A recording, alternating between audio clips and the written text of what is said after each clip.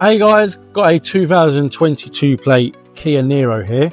Just going to show you how to adjust the date and the time on this one.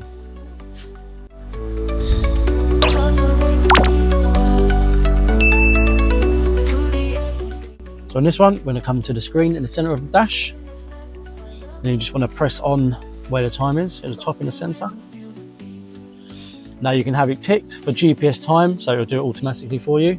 Or if you need to set it manually, untick the GPS time, click on the time there, and here you can adjust the date and then the time.